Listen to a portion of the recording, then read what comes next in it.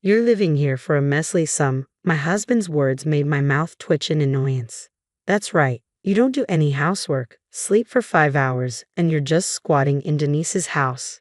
You're like the black sheep of the family. Why don't you just leave? Black sheep, huh? Who's the real black sheep here? A subtle smile escaped my tightened lips at my mother-in-law's words. I just didn't care anymore. Is that so? Well, if you insist, I'll take my leave. That was the last time I saw my mother-in-law and husband. My name is Carlin Mavey. I'm 32 and work for a notable company in Boston. It's a pretty big firm.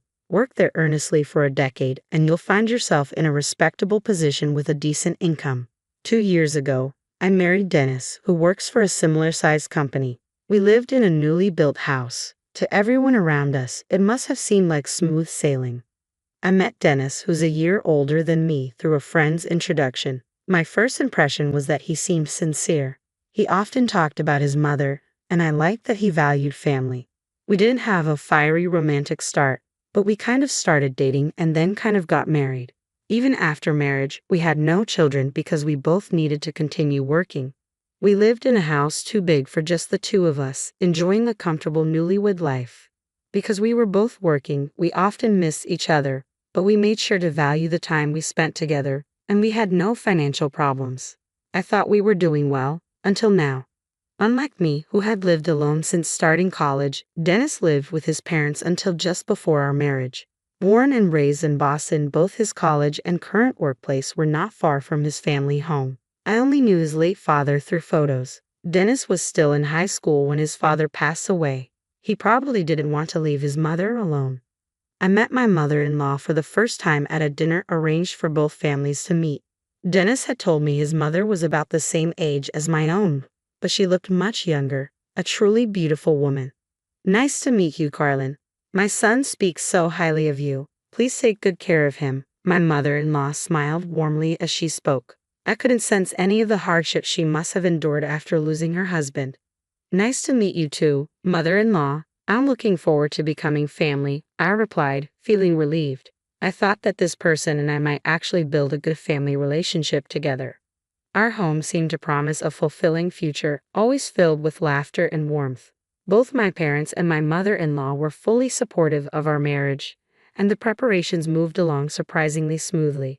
We set the date for the wedding, and our house under construction was nearly complete. Before embarking on our married life, we made some decisions. We agreed we'd both work for a while, so we needed to pre-plan chores, taking care of mother-in-law, and financial matters. Firstly, chores would be handled by whoever was available at the time. Regarding my mother-in-law, she was still healthy and had my father-in-law's inheritance, so she wouldn't struggle financially. We decided it would be best if we lived separately. Up to this point, all was good. But then came the issue of money. I thought splitting all expenses, including the mortgage, would be fair. Dennis had different ideas. He proposed that I handle the mortgage payments while he took care of other living expenses. This gave me pause. I had heard of couples splitting everything or pooling resources, but Dennis's suggestion was unusual.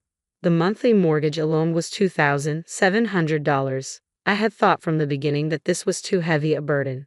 The 3-story house was too big, even if we were to have children, and the large property, mostly chosen by Dennis, seemed daunting to manage. Looking back, I realized I had already made several wrong choices, but I wasn't thinking clearly at the time. I didn't want any financial disagreements before marriage, so I convinced myself to agree with Dennis's proposal.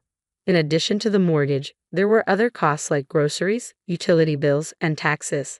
I had no idea how much I would regret that decision later on. Every month, we put all our payments into a joint account in Dennis's name. This included the mortgage, living expenses, travel costs, and future savings. The monthly withdrawals were hefty, but we were both high earners to begin with. Given our busy work schedules and limited time off, the joint account should have been continually growing. Why isn't there as much money as I expected? I stumbled upon it by chance. I casually opened our savings book to see how much we had saved up, wondering if we had some major expenses. I couldn't recall anything significant. That left the possibility that Dennis might have spent on something, but he didn't mention anything during our last family meeting. We both had busy work schedules. I left before Dennis woke up, and he came home after I'd gone to bed, so we often didn't get to talk much even though we lived together. To break through this disconnect, we started having regular family meetings. We discussed big financial decisions like how to spend our savings and future travel plans. We just had a family meeting a few days ago. Seeing our savings dwindle without hearing anything about it at the meeting was odd. I couldn't believe what I was seeing, I thought, scanning through the latest transactions. I realized Dennis hadn't transferred his share of the living expenses for this month. I glanced at the calendar. It had been 3 days since payday. We were supposed to contribute our share by then. Maybe he just forgot. Dennis was coming home late today, so I decided to ask him gently tomorrow and then forgot all about it. 3 months later, I remembered. Come to think of it, I never actually checked. Did he make the transfer like he was supposed to?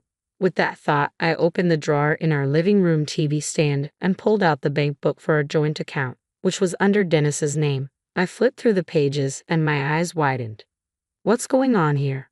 The balance had decreased even more since last time. A growing sense of distrust filled me. I could hear my own heartbeat ringing in my ears. A sinking feeling crossed my mind, and with trembling fingers, I flipped the pages back. My worst fears were confirmed. You've got to be kidding me, I muttered. Household expenses hadn't been transferred for 3 months. Dennis didn't come home until late that night, and we missed each other the next morning. I couldn't confront him due to our conflicting schedules and my growing unease. Finally, I caught him on the weekend and declared that we were having an emergency family meeting. Dennis reluctantly sat on a living room sofa and looked at me, his face serious as if he knew I had discovered the truth. You know what this is about, don't you? As much as I wanted to explode in anger, I started the conversation as calmly as possible. Dennis nodded quietly. Why haven't the household expenses been paid for the last 3 months? The truth is, what Dennis told me was beyond anything I could have imagined. To cut to the chase, Dennis had quit his job without telling me. This all started 4 months ago. My coworker got promoted before me. Can you believe it? A guy less competent than me. The boss is clueless. The company is a mess. What's the point of staying at a place that can't even evaluate people properly? I was stunned. I couldn't find the words to respond. Sure, it's frustrating to be surpassed by a coworker. I get that, but we have a family and we just built our house. Shouldn't you secure another job before quitting? Isn't that just common sense? I thought he was a man of integrity. That's why I married him. I didn't recognize this man who spoke so rashly. So what's the plan? You were going to find another job, right? Of course, I want to show them. I'm planning to get a job at an even bigger company, so cover our living expenses till then. Dennis replied, unfazed, as if he didn't grasp the gravity of the situation. He didn't even apologize. Not that I needed an apology, but the sense of betrayal was overwhelming. Everyone has times when they're unhappy at work and want to quit. I don't love my job every single day either. What hurt most was that he didn't even consult me first. So I agreed to cover the expenses, but only for a short time. Dennis seemed to be actively job hunting while I was at work. Initially, I thought it would be fine. There were job magazines on our living room table, and I figured he'd find something soon. But months passed, and I began to realize I had been too optimistic. A year went by, and Dennis still hadn't found a job. You've been supporting me for a year now. Can't you just keep doing it? You're the one with the stable income anyway, he said. I was already struggling with the mortgage, and the cost of living was piling up, making me work harder than ever before. I willingly took on overtime and even worked weekends. I barely had time to breathe, let alone handle chores. I was sleep-deprived and disoriented. I almost fainted on the train to work today. Dennis's offhand comment didn't sound like a joke to me, and even if it were, I couldn't take it that way. What was the point of our marriage? Of me working so hard? I began to lose sight of everything. I'm going out, I mumbled, knowing Dennis probably wouldn't hear me, and headed for the door. Today was another work day. I had to make money no matter what. Dragging my feet to work, I survived the day on willpower alone. I finally headed home more exhausted than when the day started. It was already past 10 p.m. and dark outside. I'm home, I called out as I pushed the door open. I noticed something unfamiliar in the entranceway. A pile of cardboard boxes. What's this? I wondered. They were too old and sloppily packed to be delivery boxes. Just then, the living room door opened, and Dennis appeared, his face covered in stubble. Oh, they're from my mom. She was having a hard time living alone, so we decided she should move in with us. What? I didn't hear anything about this, I said, my anger surging. Living together? What on earth was he talking about? Ever since he quit his job without telling me, I had no idea what he was thinking. I used to worry about his mother living alone, and I'd even thought we could have a good family relationship. But I didn't know then that my seemingly cheerful and pleasant mother-in-law would turn out to be a real piece of work. The same could be said for my husband, too. What are you talking about? She's my mother. Helping her is a given. Are you stupid or something? Dennis's tone was dismissive. At this point, my opinion didn't matter anymore. I had enough of understanding this throughout my married life. A few days later, my mother-in-law showed up with a big grin. She hugged Dennis at the front door and gave me a sarcastic smile. "Oh, Carlin, you're here. I heard you're always busy with work, so I assumed you wouldn't be around," she said. Her words, "You probably don't do much housework, do you?" cracked my already fragile heart even more. My malevolent mother-in-law and my unemployed husband Dennis had finally pushed me to my breaking point. I couldn't see any hope for the future. Life with my mother-in-law was harder than I had ever imagined. When I'd get home late from work, she'd snark, "What are you doing not taking care of the house? You're failing as a wife." Dennis, far from defending me, would add insult to injury. "I'm letting you live in my house, so at least do the housework." How easy it would have been to say, "You're not working, so why don't you do it?" But no, that would only lead to more insults and emotional wounds. I didn't even have the energy to argue back anymore. My mother-in-law would just loaf around the house all day, never doing any housework, as if it were the norm. Dennis had become so entitled to being taken care of that the job listing magazines had disappeared from our living room. The only thing I could do while dealing with these two burdens was to work relentlessly. I needed money to live, but more than that, being engrossed in my job allowed me to forget the harsh reality. People around me probably found it strange to see me more focused on work than I was before getting married, despite not being married for very long. Occasionally, I felt concerned glances my way, but I was grateful they didn't say anything. If someone showed me kindness now, I was afraid I wouldn't be able to go on. Long days of working late, catching the last train home, squeezing in just 5 hours of sleep, and then heading back to the office as soon as dawn broke had become my routine.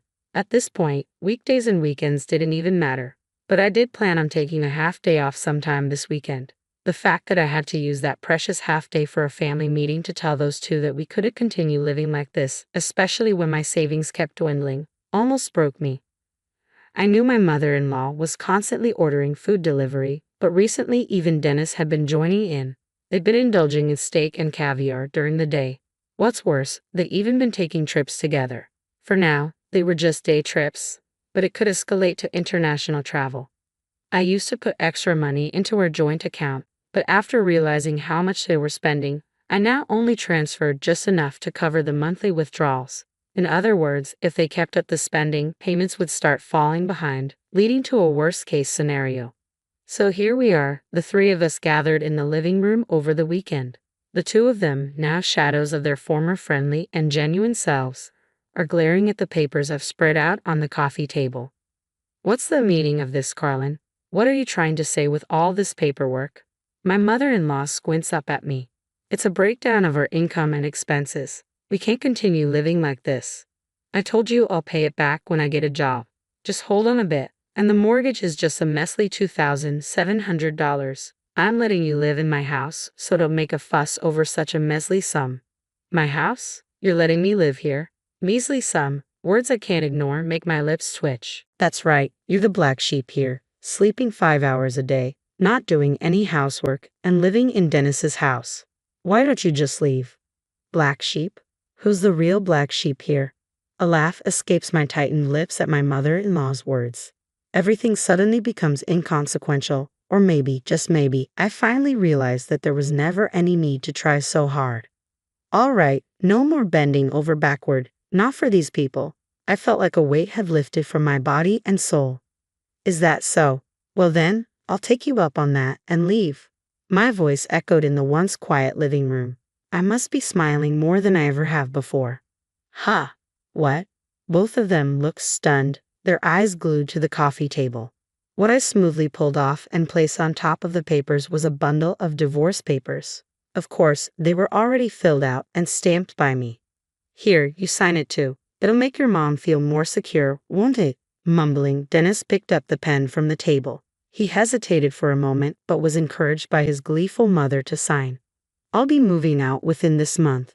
Don't worry, I'll submit these papers to the court immediately after the move. Fine. Goodbye.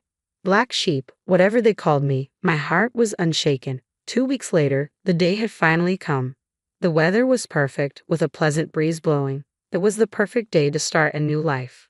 I need this and that move too, yes, everything as I instructed, I told the movers as I bustled around what had become someone else's home. After all, I had to move everything that was purchased with my money or had a receipt in my name. Hey, you're taking the coffee table, the sofa, and even the TV. You're stripping the living room bare, you sneaky cat thief. They were both following me around, shouting. To be honest, they were just in the way. If you say this house under your name is yours, then all of this stuff paid for by me is mine, right? I finished my last set of instructions, let out a sigh, and turned around. The two of them fell silent at my words, looking at me bewildered. I glanced at them and turned on my heel. Well then, goodbye. That was the last time I saw both of them. I completed the move without any issues and immediately submitted the divorce papers. They were promptly accepted, and I was free. Not having to share mortgage payments or contribute to a joint account was a relief, and I was surprised at how much money I had left over. I never realized I was earning this much. Over the past year, paydays have been depressing. I was genuinely shocked when I realized my monthly payments. Later, I found out what happened to my ex-husband Dennis and my former mother-in-law after I left them. Because they lost me as the breadwinner, they started falling behind on all their bills. Demand letters started piling up at their home. Dennis, ever so proud, ignored all of it. He didn't consult with the bank or the IRS. Eventually, they were faced with demands for a lump sum payment. Unable to pay, Dennis borrowed money from a loan shark to cover it. But that wasn't the end of their problems. Realizing he couldn't avoid repaying loan sharks, Dennis finally swallowed his pride and started doing manual labor at a low-paying job. Had it not been for his period of unemployment, he could have found a more decent job, but that's none of my business now. As for my mother-in-law, her pension wasn't enough to live on, so she started working a part-time job. She's now a cashier and has a reputation as a lady who can do her job right. Not surprising for someone who was ungrateful, never worked, and just ordered food delivery all the time. But again, that's none of my business. As for me, I'm enjoying my single life. My skin has improved, and even I can tell that my expression has softened. People tell me I smile more now, and that I've become more attractive. I hardly do any overtime work and can fully relax on weekends. I even have time to enjoy my hobbies. My life is just like it was before marriage, but because my married life was so miserable, everything now feels incredibly wonderful. I've also been getting along well with a popular guy at work. He had been interested in me for a while but hesitated to approach me because I was married. Anyway, life is smooth sailing this time around, that's for sure. I am feeling great today.